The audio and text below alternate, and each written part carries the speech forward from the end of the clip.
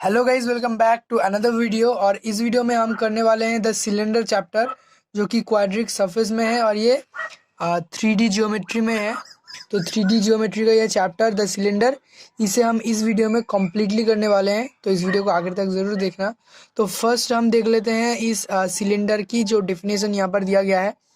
तो यहाँ पर दिया गया है कि a cylinder is a surface generated by the movement of a straight line which passes through a fixed curve and remains parallel to a fixed straight line। तो ये बहुत ही इंपॉर्टेंट है कि ये क्या होगा, which passes through a fixed curve and remains parallel to a fixed straight line। तो एक बार इसको ड्रॉ करके देख लेते हैं। तो हमें पता है कि ये एक सो कुछ ऐसा दिखता है। तो ये एक सिलेंडर है। तो यहाँ पर ये जो कहा जा रहा है कि passes through a fixed curve, so ये इस कर्व को कहा जा रहा है। तो सपोज इसका नाम देते हैं सी, और यहाँ पर जो फिक्स स्ट्रेट लाइन है वो है ये वाली। तो इसको हम सपोज नाम दे देते हैं अभी, इसका नाम ए। ओके।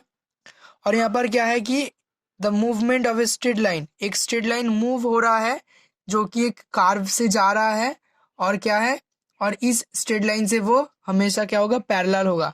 तो क्या होगा एक्चुअली में, ये स्ट्रेट लाइन को हम यहाँ पर रख के अगर इस कर्व के ऊपर से स्ट्रेट लाइन को मूव करते रहे तो ये वाली ऐसे मूवमेंट होगा इस स्ट्रेट लाइन का, और उस तरफ भी ऐसे मूवमेंट होगा। ओके। तो ऐसे गोल गोल करके ये अगर घूमेगा इससे पैरेलल होके, इससे हमेशा ये क्या होगा, पैरेलल होगा, और इस कर्व से जाएगा तो ये बन जाएगा एक सिलेंडर। ओके। तो ये जो कर्व है यहाँ पर इसे हम कहते हैं गाइडिंग कर्व। सो यहाँ पर क्या है, ये जो फिक्स्ड कर्व है इसको हम कहते हैं गाइडिंग कर्व।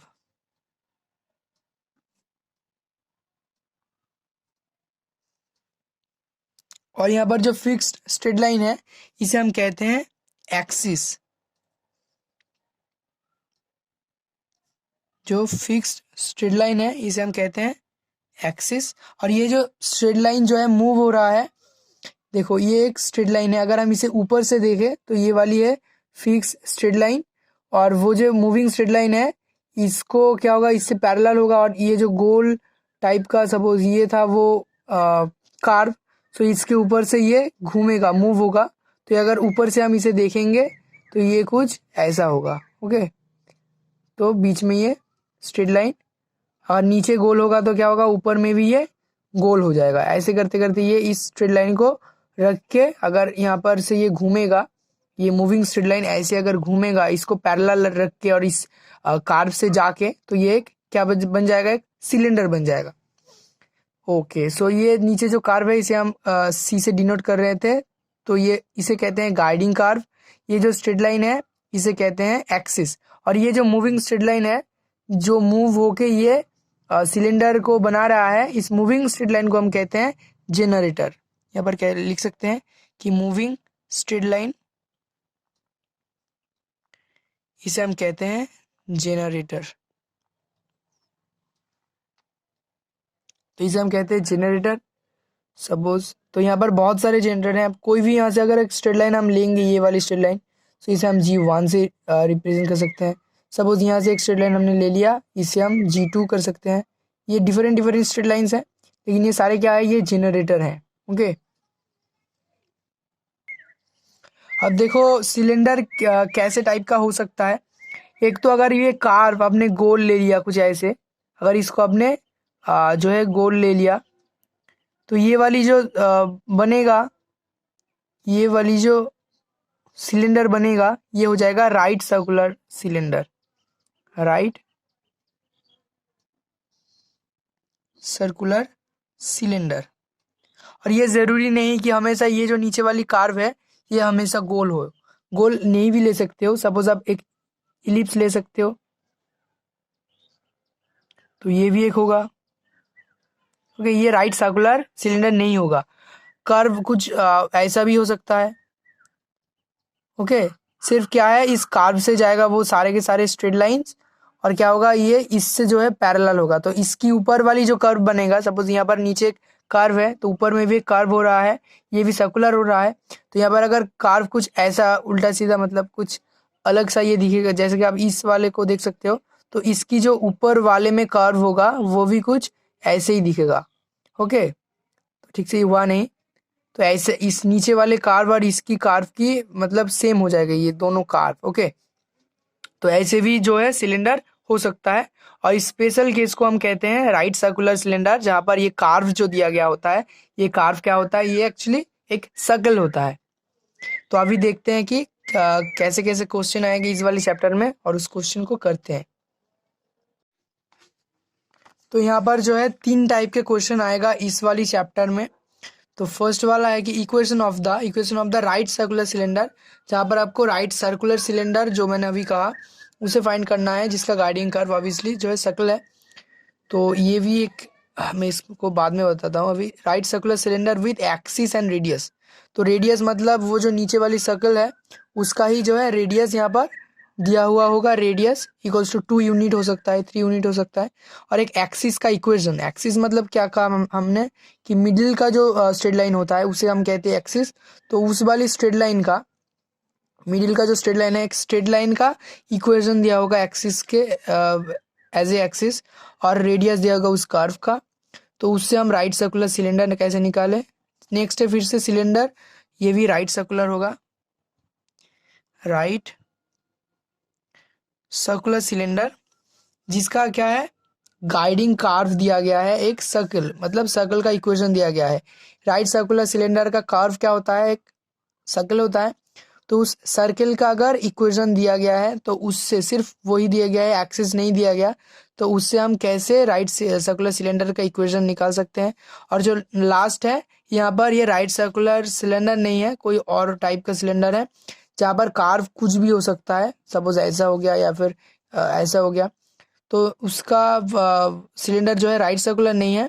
उसमें क्या क्या दिया गया है, एक्सिस मतलब एक स्ट्रेट लाइन का इक्वेशन जो एक्सिस होता है मिडिल का, और गाइडिंग कार्व दिया गया है। अभी गाइडिंग कार्व दिया गया है मतलब ये सर्कुलर नहीं है, कोई और टाइप का गाइडिंग कार्व जो है आपको दिया हो सकता है।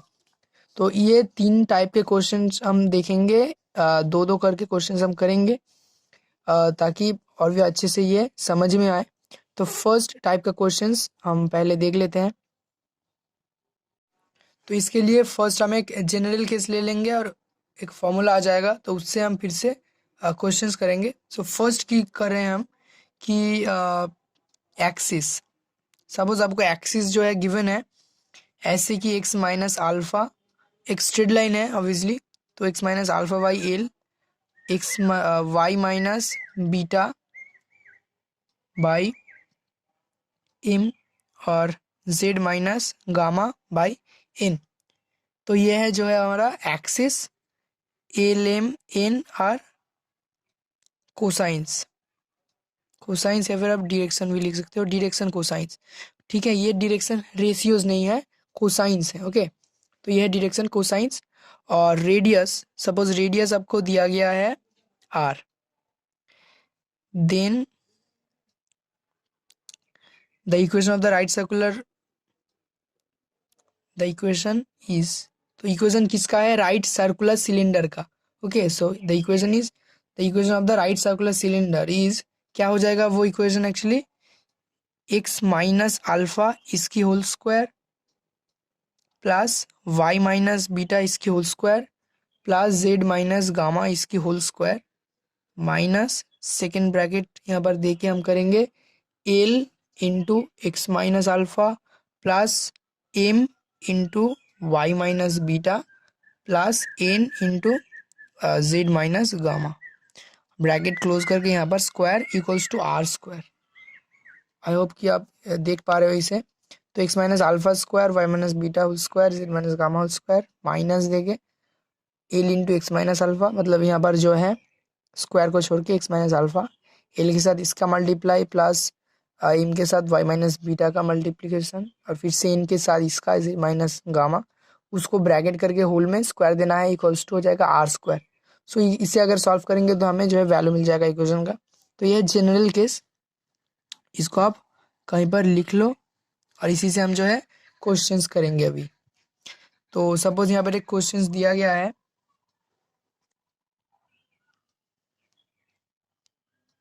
यहाँ पर एक क्वेश्चन दिया गया है जहाँ पर एक्सिस बताया गया है, axis is x/2 y/3 z/6,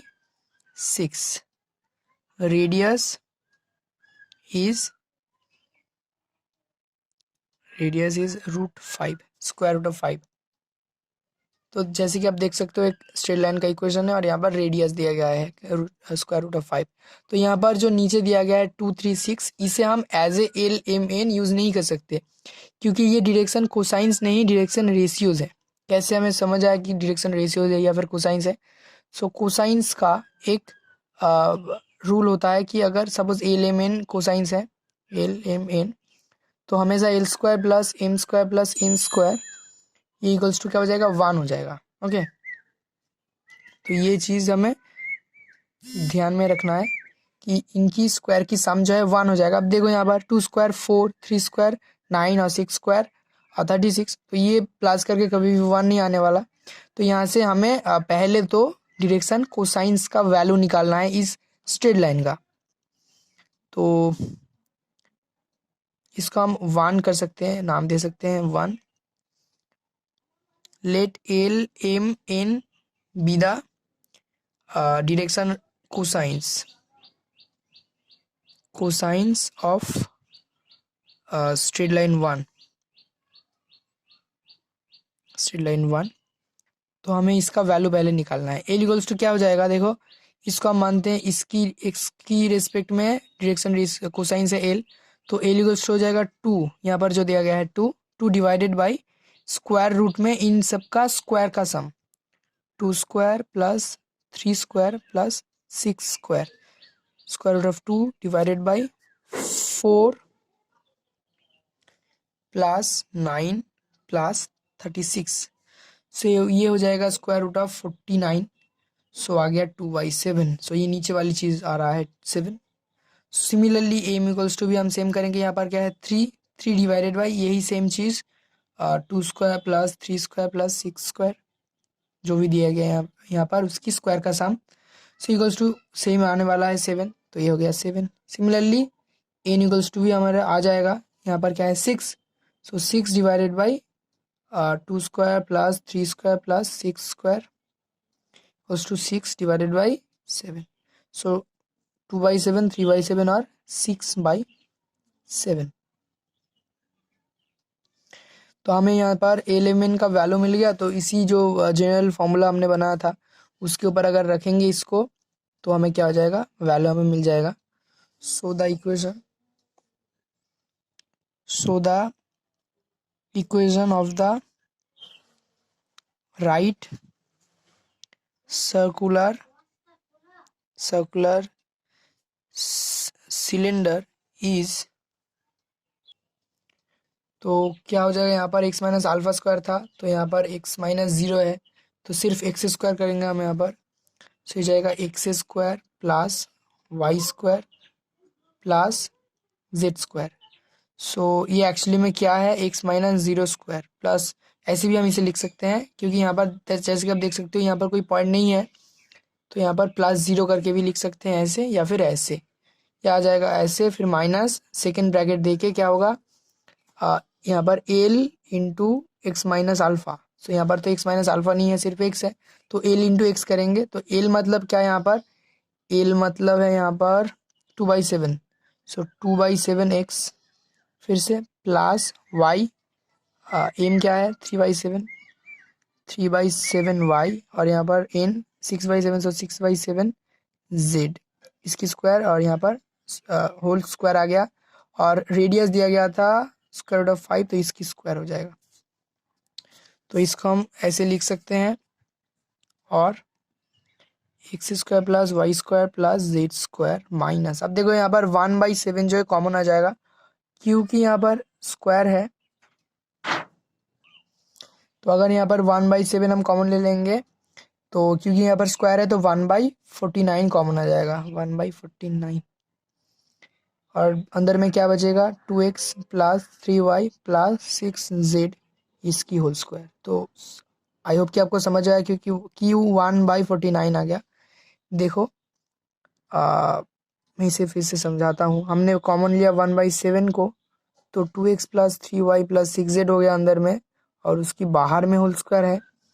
तो अगर हम ये होल स्क्वायर क्या हो जाएगा, यहाँ पर भी होल स्क्वायर हो जाएगा और इस ब्रैकेट में भी होल स्क्वायर हो जाएगा, तो ये हो जाएगा 1/7 का होल स्क्वायर और 2x plus 3y plus 6z इसका भी होल स्क्वायर।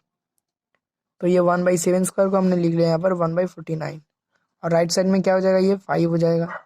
अभी 49 को इसके साथ मल्टीप्लाई करेंगे और क्या हो जाएगा 49, तो ये उसके के साथ भी जो है मल्टीप्लाई हो जाएगा। तो 49 into X square plus Y square plus Z square, okay, minus 2x plus 3y plus 6z equals to हो गया 49 इंटू 5। ओके, सो यहाँ पर भी आप इसको, ओके, यहाँ पर स्क्वायर होगा तो इसको आप उस तरफ में भेज सकते हो, ऐसे भी इसका आंसर जो है आप रख सकते हो ऐसे।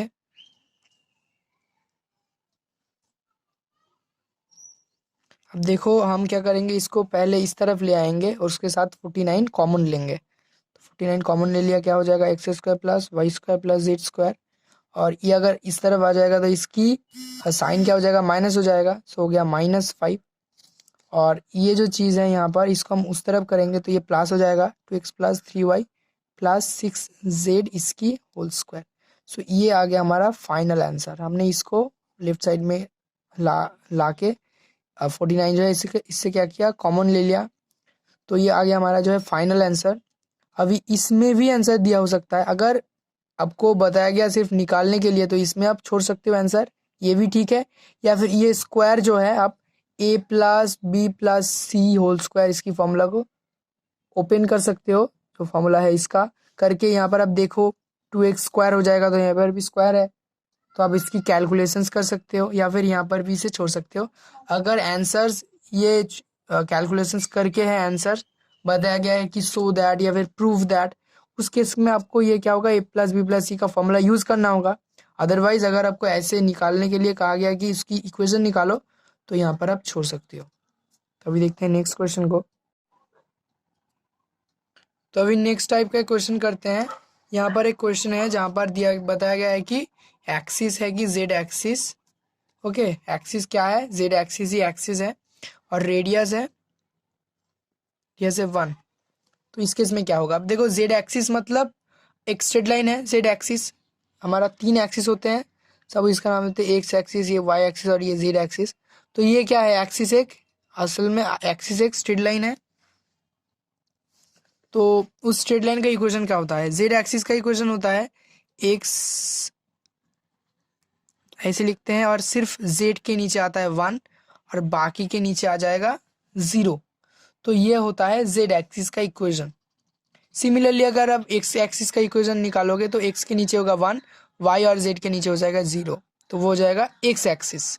सिमिलरली वाई एक्सिस होगा तो उसके नीचे 1 और जेड और एक्स के नीचे 0। तो ये आ गया जेड एक्सिस का इक्वेशन। और इस यहाँ पर एल एम एन का वैल्यू आपको पता हो जाएगा, एल का वैल्यू क्या हो जाएगा 0, एम का वैल्यू भी 0 और एन का वैल्यू यहाँ पर आ जाएगा 1। ओके, सो ये तीनों चीज़ आ रहा है। अभी हम क्या करेंगे, उसी इक्वेशन में इसे पुट करेंगे। सो हमें क्या मिलेगा, यहाँ पर रेडियस है 1, सो यहाँ जाएगा X square plus Y square plus Z square minus second bracket देखिए हम क्या करते थे, एल इंटू ये चीज़, एल 0 इंटू एक्स हो जाएगा यहाँ पर, प्लस 0 इंटू वाई हो जाएगा, प्लस 1 इंटू, इनका वैल्यू 1 है तो 1 इंटू जेड, और इसकी होल स्क्वायर इक्वल्स टू जो रेडियस दिया गया है उसकी स्क्वायर। और इक्वेशन इज, यहाँ पर लिखता हूँ मैं, इक्वेशन इज, ये है इक्वेशन उस राइट सर्कुलर सिलेंडर का, और X square plus Y square plus Z square minus ये 0 हो गया, ये 0 हो गया, ये हो गया जेड और इसकी स्क्वायर मतलब जेड स्क्वायर इक्वल्स टू यहाँ पर है 1 की स्क्वायर मतलब 1। जैसे कि आप देख सकते हो जेड स्क्वायर और जेड स्क्वायर ये कैंसिल हो गया, और X square plus Y square equals to 1। तो ये आ गया हमारा फाइनल आंसर। अभी एक नेक्स्ट टाइप का क्वेश्चन को देखते हैं, जहां पर एक्सिस क्या दिया गया है, axis is the straight line, straight line passes through, जो स्ट्रेट लाइन पास करता है एक पॉइंट से, पासेस थ्रू 1 3 4 ये वाली पॉइंट से पास करता है, and has 1 -2 3 as its direction ratios and radius equals to 3। तो यहाँ पर रेडियस दिया गया है 3, एक स्ट्रेट लाइन जो इस पॉइंट से पास करता है, और ये है उसकी direction ratios. So axis is, तो स्ट्रेट लाइन का इक्वेशन क्या होगा, अगर ये इस पॉइंट से पास करेगा और ये होगा उसकी डायरेक्शन रेशियोज, तो स्ट्रेट लाइन हो जाएगा x माइनस पॉइंट लिखेंगे पहले, x-1, y-3 और z-4, और नीचे क्या हो जाएगा, डायरेक्शन रेशियोज 1 -2 और 3। तो ये आ गया क्या, ये आ गया उसी स्ट्रेट लाइन का इक्वेशन। रेडियस दिया गया है 3, तो इसे हम पहले तो यहाँ पर आप देख सकते हो ये डायरेक्शन रेशियोज है, तो कोसाइंस निकालना है। Let element be direction cosines, cosines of the axis, of the axis लिख सकते हो, या फिर of the equation of the straight line 1 करके लिख सकते हो। तो उसकी क्या हो जाएगा, अभी निकाल लेंगे उसकी वैल्यू। तो ए इक्वल्स टू क्या हो जाएगा, 1/√ऑफ इसकी स्क्वायर 1 स्क्वायर प्लस -2 की होल स्क्वायर और 3 स्क्वायर, 1/√ऑफ 1 प्लस 4 प्लस 9 इक्वल्स टू हो जाएगा 1/√ऑफ 14।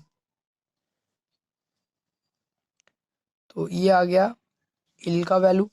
सिमिलरली एम का वैल्यू क्या आ जाएगा, -2/√14। सिमिलरली एन का वैल्यू आ जाएगा 3/√14। सो एलिमेंट का वैल्यू भी हमें मिल चुका है। अभी हम उस फॉर्मूला में इसको जो है पुट करेंगे, तो क्या हो जाएगा, अभी देखो यहाँ पर x-1 है, सो यहाँ पर लिखेंगे x-1 की whole square. So the equation is,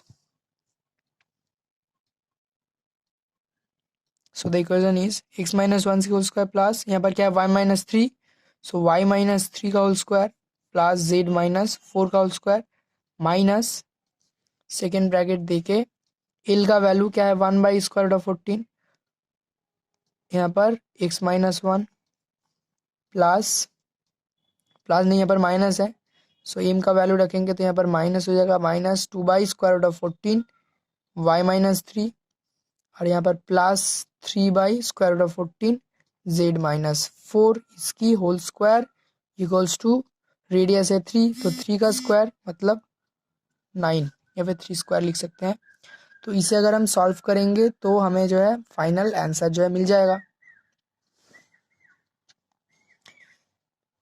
थोड़ा सा मैं करता हूँ यहाँ पर, x-1 की स्क्वायर y-3 का स्क्वायर प्लस z-4 का स्क्वायर, यहाँ से फिर से हम 1/√14 कॉमन लेंगे तो 1/14 मिल जाएगा। अंदर में क्या होगा, x-1 -2y 2y प्लस 6 हो जाएगा प्लस 3z-12 इक्वल्स टू 9। सो इसे आप सॉल्व कर सकते हो यहाँ पर कैलकुलेशंस करके, यहाँ पर हो जाएगा स्क्वायर। ओके, सो यहाँ से जो है फाइनल आंसर जो है आपका आ जाएगा, खुद से आप इसे कैलकुलेट कर सकते हो। अभी करते हैं नेक्स्ट क्वेश्चन को, देखते हैं अभी। तो गाइज यहाँ पर नेक्स्ट क्वेश्चन को हम देख लेते हैं, जहाँ पर एक गाइडिंग कर्व, एक सर्कल दिया हुआ है, तो देखेंगे कि इसको कैसे करते हैं। तो यहाँ पर मैं पहले लिख लेता हूँ, the question is find the equation of the circular cylinder, equation of the circular cylinder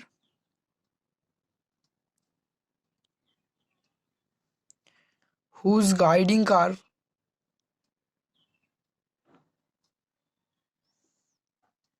is the circle. तो यहाँ पर क्या दिया गया है, गाइडिंग कर्व दिया गया है एक सर्कल, और सर्कल का इक्वेशन यहाँ पर दिया गया है x² plus y² plus z² equals to 9 और x minus Y plus z equals to 3। तो ये होता है 3D में सर्कल का इक्वेशन। तो इसका मतलब मैं अभी समझाता हूँ क्या है कि ये एक स्फीयर है और ये एक प्लेन है जो इस स्फीयर को कट करता है। तो 3D में क्या होता है एक्चुअली में, तो ये सपोज एक स्फीयर है, ओके। 3D में एक स्फीयर होता है, तो अगर एक प्लेन इसे कट करता है तो उस जगह पर, इस जगह पर क्या बन जाएगा, एक इस जगह पर बन जाएगा एक सर्कल, ओके। अगर आप एक स्फीयर लोगे तो उसको अगर इस बीच में से कट करोगे तो वहां पर क्या हो जाएगा, एक गोल हो जाएगा, तो वो वाली है ये सर्कल। तो इस इक्वेशन को ध्यान से हमें समझना है कि ये एक्चुअली में एक स्फीयर का इक्वेशन है ये वाली, और ये वाला है प्लेन का इक्वेशन। तो इस वाले प्लेन ने इस वाले स्फीयर को कट किया है, तो इसीलिए वहां पर एक क्या बन गया, एक सर्कल बन गया है, ओके। ठीक है, तो देखते हैं इसको हम अभी कैसे करेंगे। तो here the guiding car is the circle,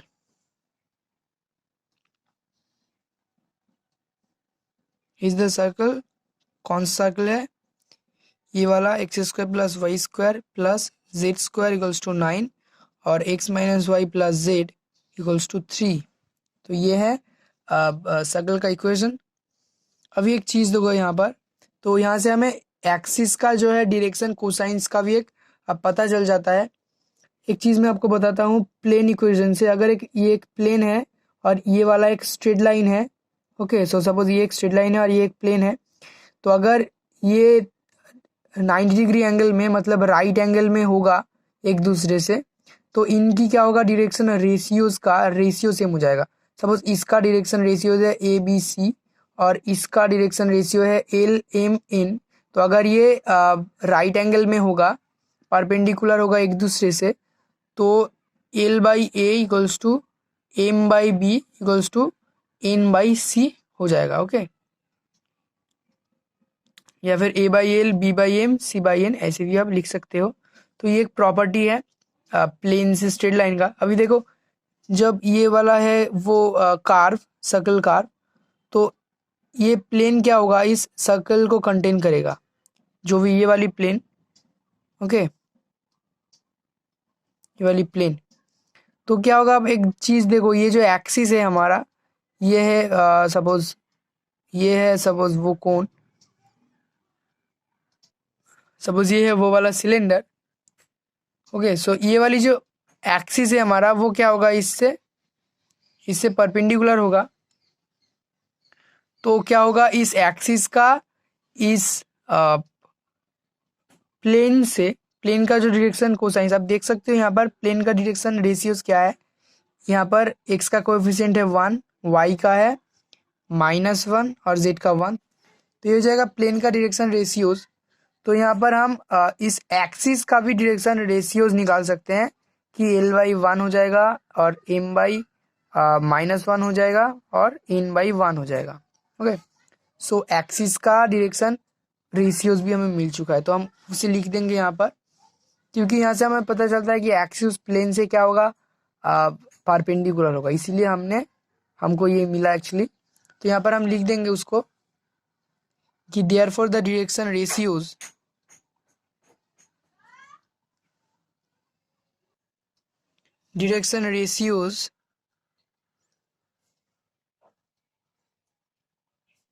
of the axis are axis of the cylinder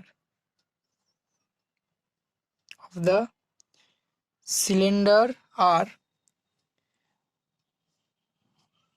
क्या हो जाएगा, 1 -1 1।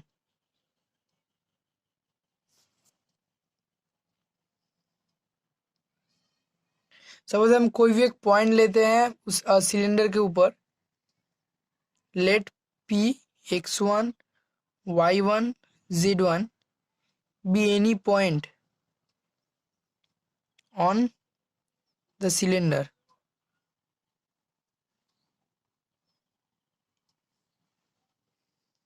then तो अगर एक्सिस का डायरेक्शन को रेशियोज हमें पता है यहाँ पर और ये एक पॉइंट है, तो देखो ये सारे के सारे जो जनरेटर्स हैं वो क्या होगा, वो इस एक्सिस से पैरेलल होगा। तो उस सारे के सारे जनरेटर्स का इक्वेशन कैसा होगा, एक्स माइनस, सपोज अगर पॉइंट x1 है, x1 y1 z1 है, तो x minus x1 equals to y minus y1, यहाँ पर equals to z minus z1, और नीचे क्या हो जाएगा, एल एम एन, ये है इनके की डायरेक्शन रेशियोज। तो हमें पता है कि अगर एक स्ट्रेट लाइन और एक स्ट्रेट लाइन से क्या होगा, पैरेलल होगा, तो उनके रेशियोज क्या हो जाएगा, सेम हो जाएगा। तो यहाँ पर हम लिख सकते हैं कि अगर पॉइंट ये है, then the equations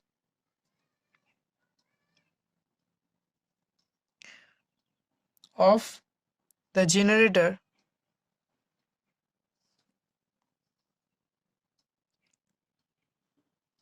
through the point P are x minus x1 by, अब देखो हमें पता है रेशियोज का वैल्यू, तो यहाँ पर हम लिख सकते हैं 1, एक y माइनस y1 बाई -1 और z माइनस z1 बाई 1, और ये ई इक्वल्स टू लिख लेते हैं r। तो हमें अभी पता चल जाएगा उस लाइन के ऊपर एक point. Okay, then any point on the line, तो हम क्या मान रहे हैं अभी, हम मान रहे हैं इस सर्कल के ऊपर, मतलब देखो ये वाली जनरेटर, कोई भी हम एक जनरेटर ले रहे हैं और वो इस सर्कल से पास करता है। ओके, सो यहाँ पर जब पॉइंट होता है, यहाँ पर इंटरसेक्टिंग पॉइंट, सो हम मान लेते हैं वो वाला पॉइंट है ये, हम जो भी पॉइंट अभी लेने वाले हैं वो वाला पॉइंट। सो वो क्या होगा, इस सर्कल में भी लाई करेगा। सो सर्कल में लाई करेगा मतलब उस स्पेयर में भी लाई करेगा, वो वाली इसमें, ये वाली वो क्या करेगा, इसको सेटिस्फाई करेगा, और उस प्लेन में भी लाई करता है, तो इसको भी वो सेटिस्फाई करेगा। Then any point on the line is, क्या हो जाएगा, हमें यहाँ से वैल्यू मिलेगा उस लाइन का। सपोज आप देखो इसको हम अगर इक्वल करें, तो देखो x minus x1 by 1 equals to, अगर r हो जाए तो x का क्या वैल्यू आएगा, r plus x1। Okay, so similarly y का भी एक वैल्यू आएगा, माइनस आर हो जाएगा, यहाँ पर -1 है, तो y का भी वैल्यू, तो यहाँ पर मैं लिखता हूँ पॉइंट आ जाएगा r plus x1। Okay, y का आ जाएगा -r प्लस y1, और यहाँ पर r प्लस z1। सो ये वाली एक पॉइंट हो गया उस लाइन के ऊपर। तो आप इसे स्टेप बाय स्टेप करो, ये चीज़ करने की ज़रूरत नहीं है।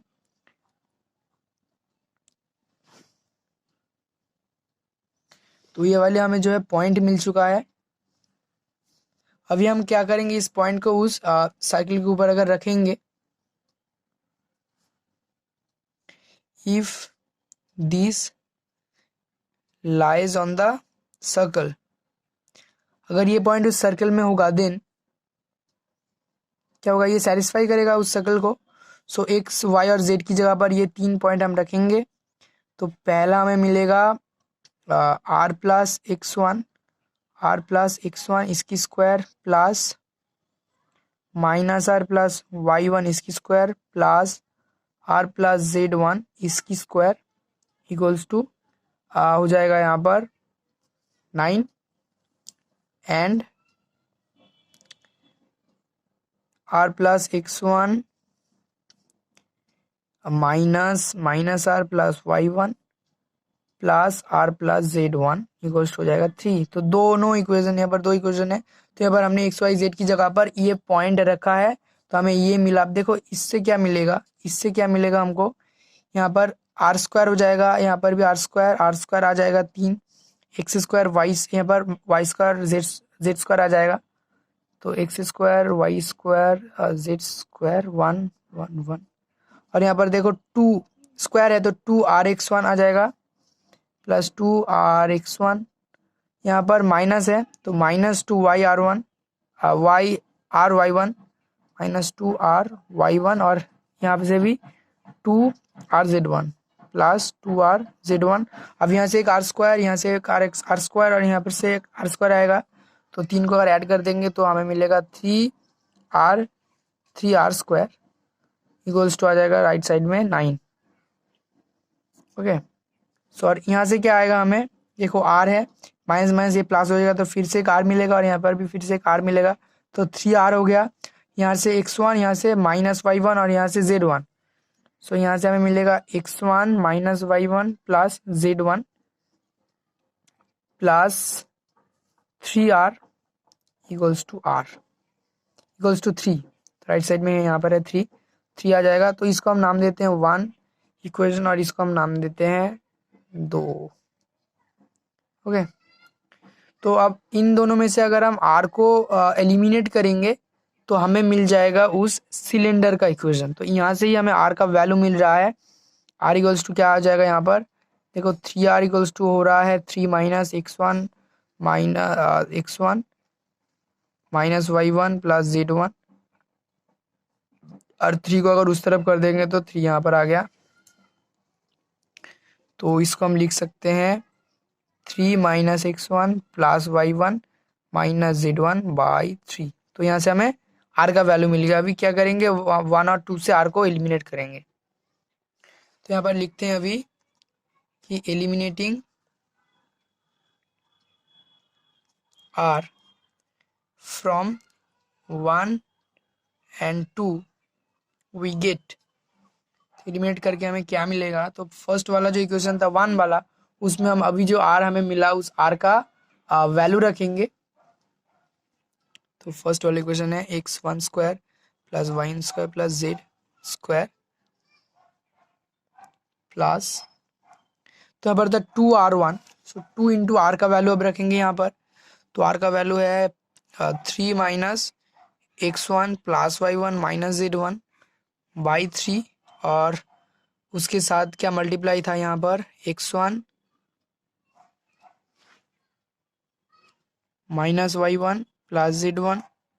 ओके, अब इसके साथ था प्लस 3r स्क्वायर, सो 3 है, अब r स्क्वायर r फिर से यहाँ पर रखेंगे हम 3 minus x1 plus y1 minus z1 by 3 इसकी स्क्वायर इक्वल्स टू 9। सो ये चीज़ जो है हमें मिला। अभी इसको कैलकुलेट करना पड़ेगा, यहाँ पर इससे इसे मल्टीप्लाई करना पड़ेगा, इसको स्क्वायर करना पड़ेगा, उसके बाद हमें जो आंसर मिल जाएगा।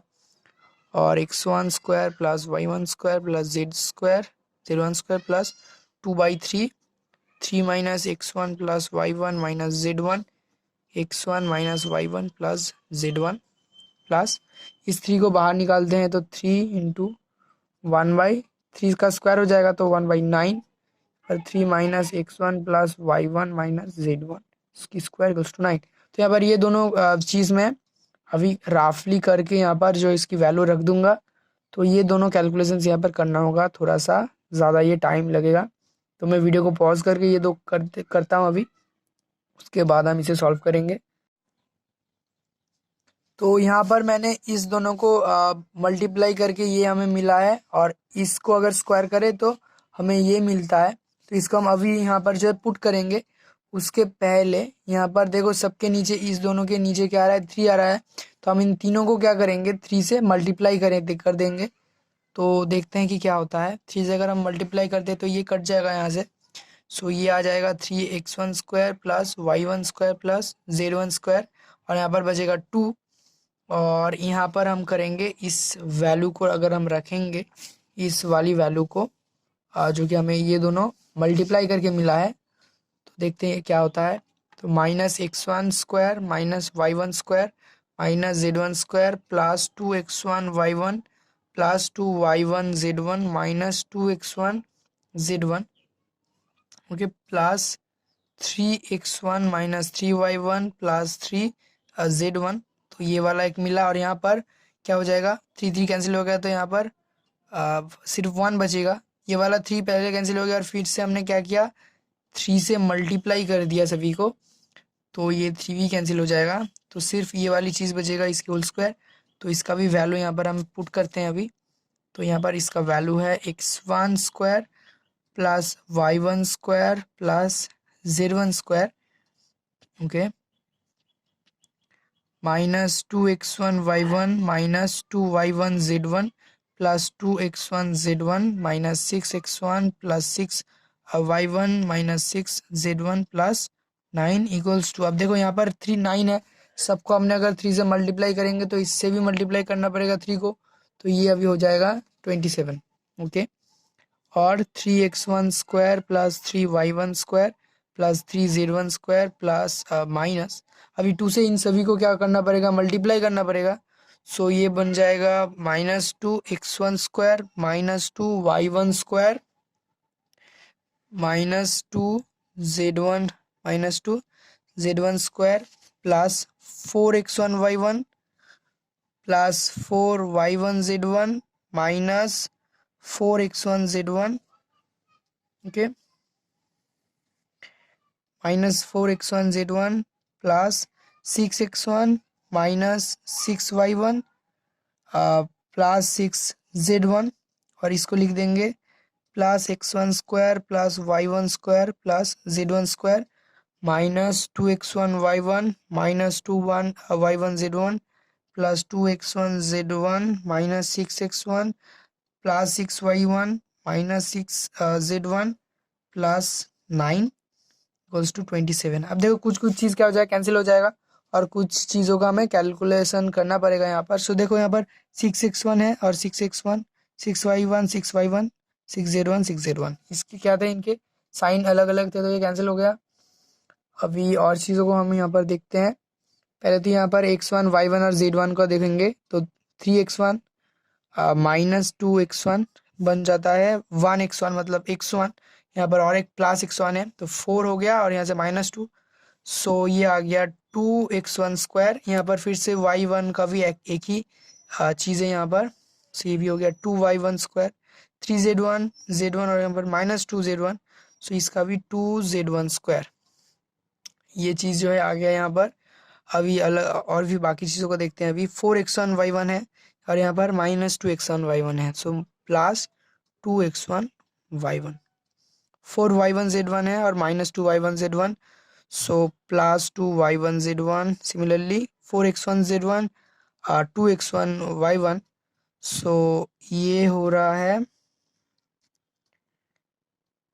4x1, सो माइनस हो जाएगा -2x1 z1, ओके, प्लस एक यहाँ पर एक 9 है, तो इस वाले 9 को हम उस तरफ अगर कर देंगे, उस तरफ हम कर देते हैं तो ये हो जाएगा, क्या हो जाएगा, ये हो जाएगा 18, सो उस तरफ कर देंगे तो हम यहाँ पर डायरेक्टली से लिख रहे हैं, ये बन जाता है 18।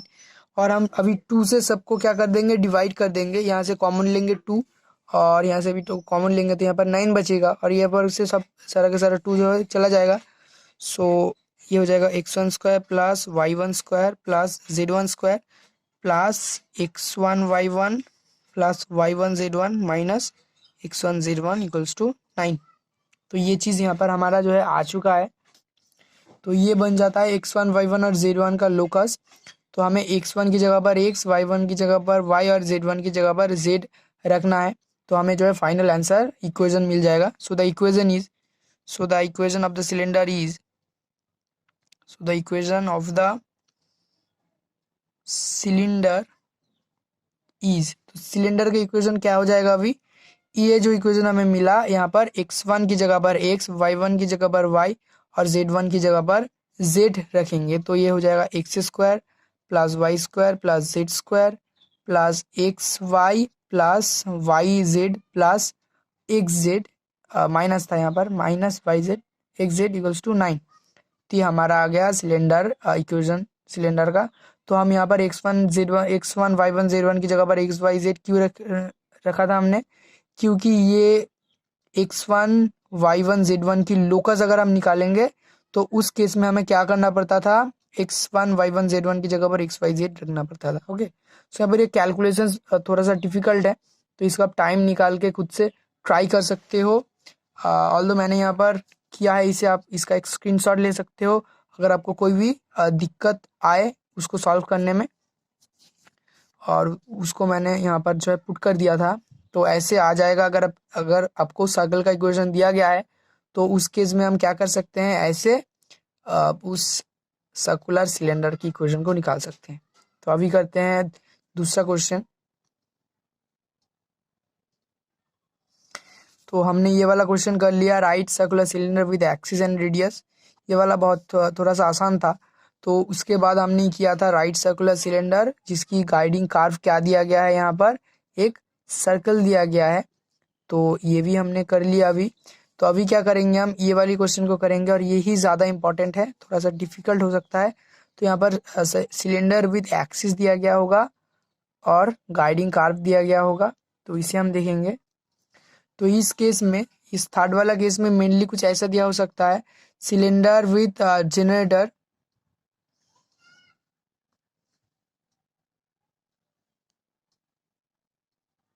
Parallel to axis. तो ये वाली चीज़ यहाँ पर दिया हो सकता है, cylinder with generator parallel to axis and guiding curve. यहाँ पर एक्सिस का इक्वेशन दिया हो सकता है, एक्सिस का इक्वेशन दिया हो सकता है, और बताया जा रहा है कि एक जनरेटर इस सिलेंडर का जो इस एक्सिस से क्या होगा, पैरेलल होगा। ओके, सो उसकी गाइडिंग कार्व भी जो है दिया गया। तो यहाँ पर मेनली एक्सिस दिया गया है और गाइडिंग कार्व दिया गया है। ये इलिप्स भी हो सकता है, कोई भी कॉनिक हो सकता है। तो अभी देखते हैं ये वाली क्वेश्चन को हम कैसे करेंगे। सो गाइस, अभी एक अलग टाइप का क्वेश्चन भी हम कर लेते हैं। यहाँ पर तो दिया गया है फाइंड द, तो क्वेश्चन लिख लेते हैं एक बार, find the equation of the cylinder, find the equation of the cylinder whose generators are parallel to the straight line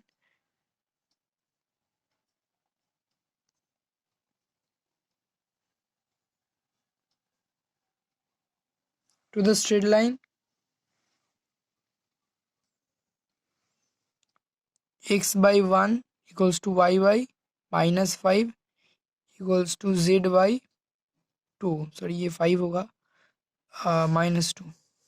question को एक बार देख लो कि find the equation of the cylinder whose generators are parallel to the straight line, x equals to 1, y equals to 5 and z equals to -2। And इसका guiding curve क्या है, the guiding curve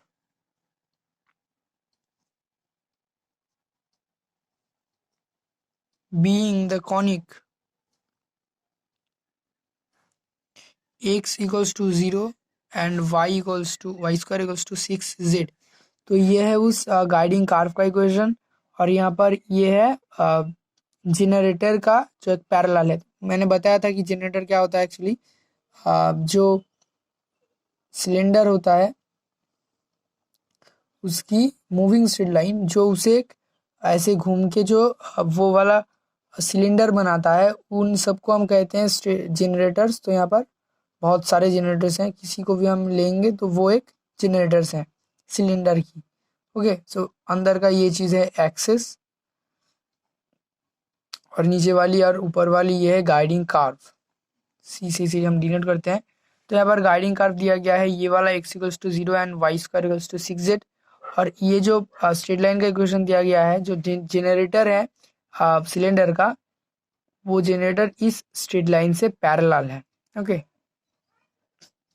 तो हमारा first जब हमने start किया था इस चैप्टर को, तो हमने ये भी कहा था कि ये जो स्ट्रेट लाइन जनरेटर्स होते हैं वो क्या होते हैं एक्चुअली, वो इस कार्व से पास करता है। ओके, यहाँ पर जो कार्व दिया गया है उससे पास करेगा।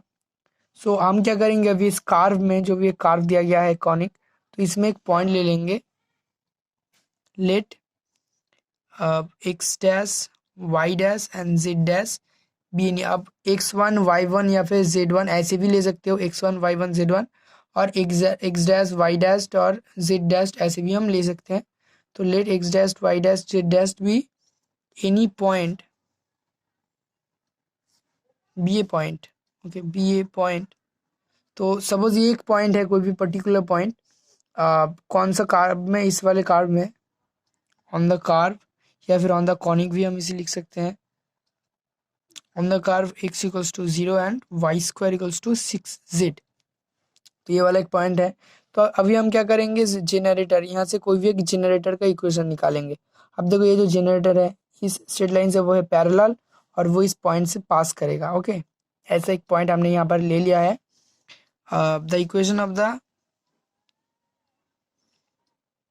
Equations of the straight line,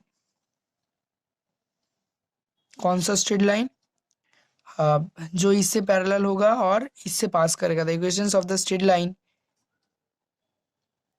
passing through the point x dash y dash z dash and x dash y dash and z dash and क्या होगा, इस वाली स्ट्रेट लाइन से वो होगा, इस वाली स्ट्रेट लाइन से वो होगा parallel, and parallel to the straight line x by 1 equals to y by 5 and z by -2 is, तो क्या होगा उस स्ट्रेट लाइन का equation, x minus x dash by 1, y minus Y dash by 5 and z minus Z dash by -2। ये हो जाएगा। यहाँ पर नीचे आ जाएगा, इस स्ट्रेट लाइन से पैरेलल है तो इसका डायरेक्शन रेशियोज और इस वाले स्ट्रेट लाइन का डायरेक्शन रेशियो सेम हो जाएगा। और क्योंकि इस पॉइंट से पास करता है, ये वाली पॉइंट से, तो यहाँ पर x minus x dash, y minus Y dash और z माइनस जेड डैश हो जाएगा। अब देखो क्या होगा, ये जो जनरेटर है ये इस कार्व को काट करेगा, ओके। सो यहाँ से हम इसका हेल्प लेंगे, हम इसका हेल्प लेंगे x इक्वल्स टू 0 का। सो अभी हम यहाँ पर क्या लिखेंगे, द स्ट्रेट लाइन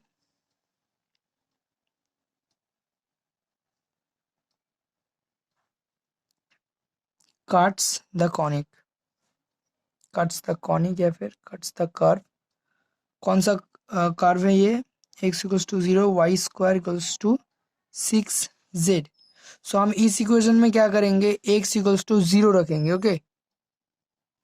तो हमें क्या मिलेगा अगर हम इस पे x इक्वल्स टू 0 रखेंगे, एट x इक्वल्स टू 0।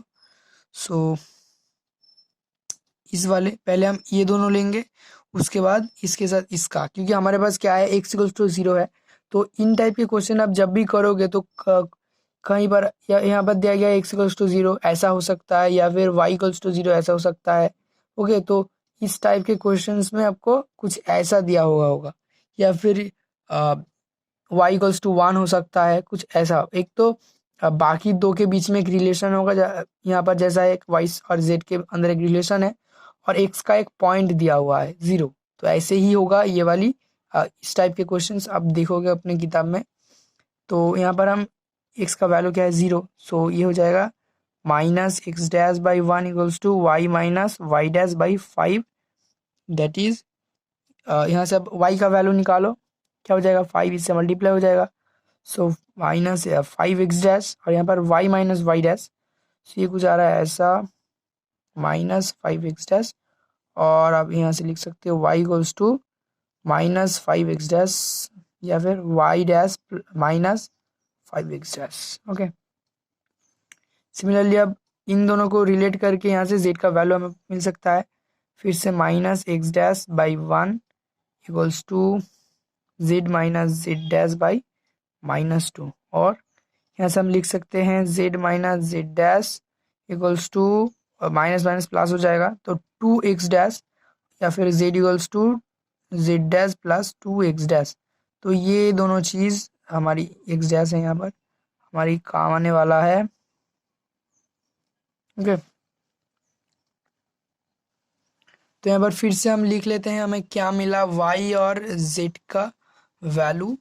तो y हमें मिला है y dash minus 5x dash और z हमें मिला है z dash plus 2x dash. तो ये हमें हमारे काम में आएगा। तो कार्व का इक्वेशन मैं यहाँ पर एक बार लिख लेता हूँ। कार्व का इक्वेशन क्या था, X square plus Y square नहीं, Y square equals to 6z और x इक्वल्स टू 0। तो ये हमारे काम में आने वाले हैं। तो ये वाली चीज़ मैंने यहाँ पर फिर से लिख लिया समझने के लिए। तो यहाँ पर अब हम क्या करेंगे, इसका वैल्यू को इस वाली कार में पुट करेंगे। इसको तो हमने पहले यूज़ कर लिया, x इक्वल्स टू 0, ये रिलेशन हमें मिला उसके बाद। तो अभी हम क्या करेंगे, इस वाले पॉइंट्स को यहाँ पर पुट करेंगे। यहाँ पर तो x नहीं है, y और z है। तो यहाँ पर हम लिखेंगे substituting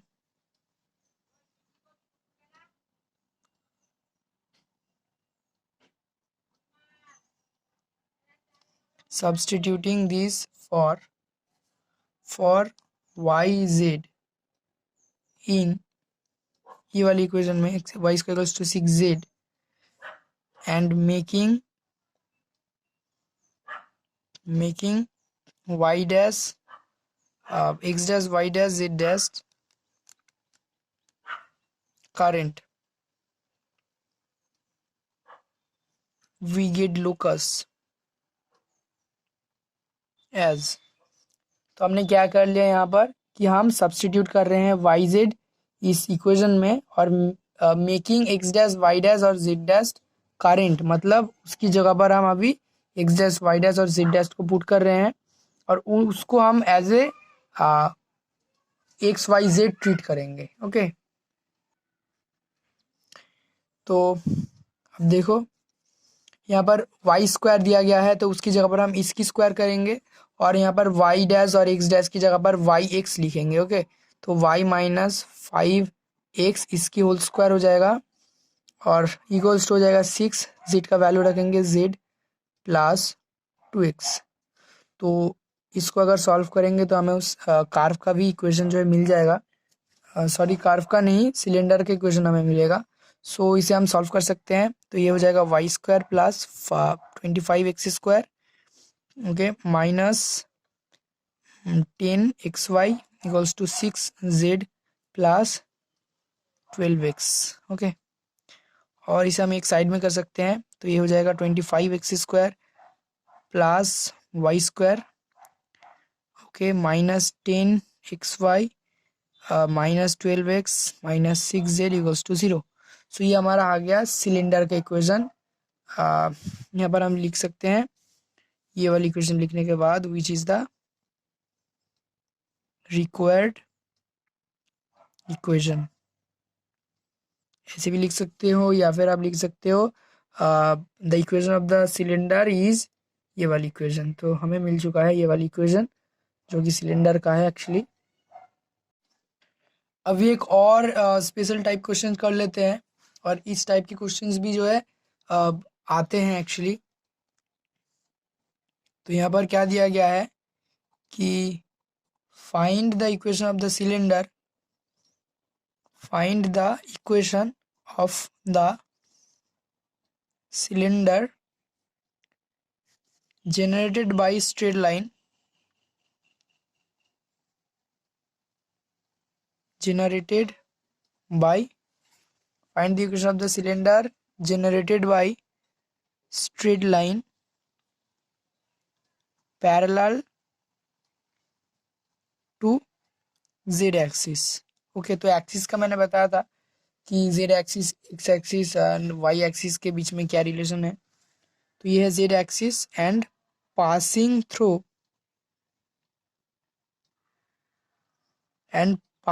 through the curve of intersection, the curve of intersection of the plane 3x plus 2y minus z equals to 5 and the surface 5x square minus 2y square plus 7z square equals to 1। तो basically यही है question. यहाँ पर curve क्या दिया हुआ है, ये है एक सरफेस, इसको जो काट करता है प्लेन जहाँ पर, वहाँ पर एक कर्व बन जाता है। ओके, सो वही है कार्व हमारा। और यहाँ पर सेम टाइप का दिया हुआ है इसके पहले वाले जो क्वेश्चन हमने किया था कि जनरेटर जो एक स्ट्रेट लाइन से पैरेलल है। यहाँ पर स्ट्रेट लाइन दिया गया है z एक्सिस। ओके, सो इसके पहले जो क्वेश्चन हमने किया था Y square equals to 6z और x इक्वल्स टू 0, ये वाला, तो यहाँ पर भी हम इसे सेम टाइप से रिलेट कर सकते हैं कि वहाँ पर था the curve of intersection of the plane x equals to 0 of the plane x equals to 0 and the surface y square equals to 6z। Okay, same type का है। यहाँ पर सिर्फ इसे डिफरेंट टाइप से यहाँ पर बताया गया है, तो लगता है कि ये एक डिफरेंट क्वेश्चन है। ये सेम क्वेश्चन है, यहाँ पर इसको अलग अलग टाइप में एक्चुअली में लिखा गया है। तो पहले हम देख लेंगे कि z एक्सिस का इक्वेशन क्या होता है। तो ये मैंने पहले भी बताया, फिर से बता रहा हूँ कि x एक्सिस का इक्वेशन होता है x/1 y/0 and z/0। Similarly z axis का क्या होगा, x/0 y/0 और सिर्फ z के नीचे 1। तो ये हो जाएगा z एक्सिस का इक्वेशन। तो यहाँ पर हम पहले लिख लेते हैं the equation of the straight line z axis. Equation of the z axis is क्या हो जाएगा, x/0 y/0 एंड z/1। और फिर से इसको इसके पहले वाले क्वेश्चन की तरह करेंगे हम कि let x dash y dash z dash be a point on the curve. अभी क्या होगा, तो हम यहाँ पर क्या करेंगे अभी, तो ये दोनों का इंटरसेक्शन है वो कार्व। ओके, तो वही कार्व, या फिर यहाँ पर हम गिवन कार्व कर सकते हैं, गिवन कार्व। नाउ एक इक्वेशन लिखेंगे जो इस पॉइंट से भी पास करेगा और इससे पैरेलल होगा। The equations of the straight line passes through the point x dash y dash z dash and parallel to z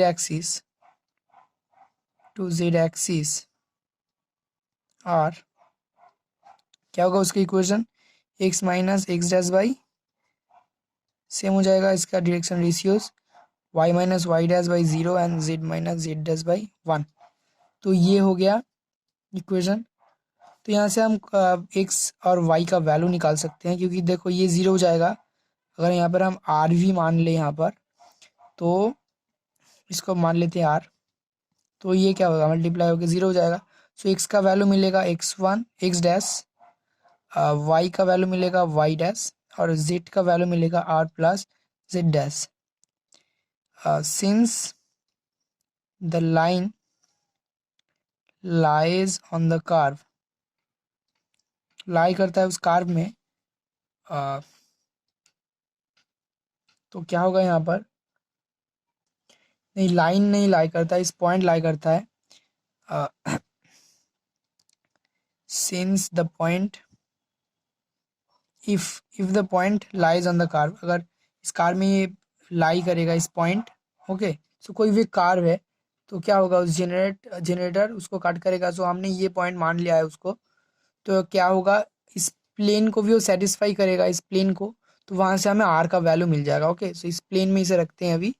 तो 3x1 नहीं x डैश किया था हमने, तो 3x dash plus 2y dash minus r plus z dash, ये भी minus हो जाएगा।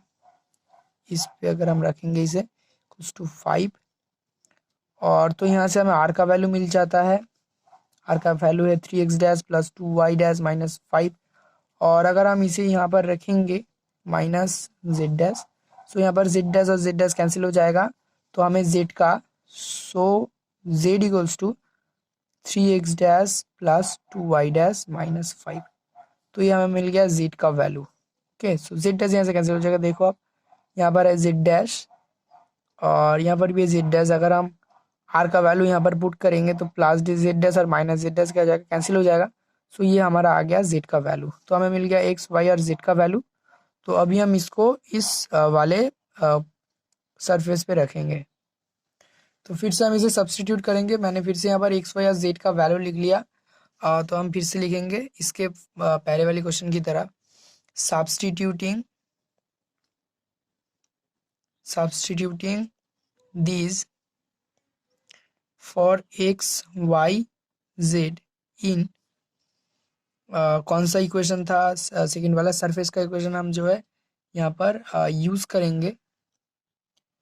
तो उसका इक्वेशन था 5x² - 2y² + 7z² = 1 and making x dash y dash z dash current, we get the locus as, तो क्या मिलेगा इस इक्वेशन में, हम एक्स वाई जेड की वैल्यू अगर पुट करें तो मिल जाएगा। तो x dash equals to x dash है, तो यहाँ पर एक्स कर देंगे। तो हम यहाँ पर एक्स वाई जेड का वैल्यू पुट करेंगे, लेकिन एक्स डैश वाई डैश और जेड डैश को जो है एक्स वाई करके ही लिखेंगे। तो यहाँ पर जेड डैश ही नहीं है, तो यहाँ पर 5x² हो जाएगा। तो यहाँ पर हो जाएगा -2y² और +7 जेड की वैल्यू है ये, तो यहाँ पर हो जाएगा 3x + 2y - 5 इसकी स्क्वायर = 1। तो ये आ गया हमारा इक्वेशन। तो यहाँ पर ही हम खत्म कर सकते हैं इसको, which is the required equation of the cylinder. तो ऑलमोस्ट सभी तरीके की क्वेश्चन जो है हो चुका है, और सिलेंडर चैप्टर ऑलमोस्ट कह सकते हो कि कंप्लीट हो चुका है।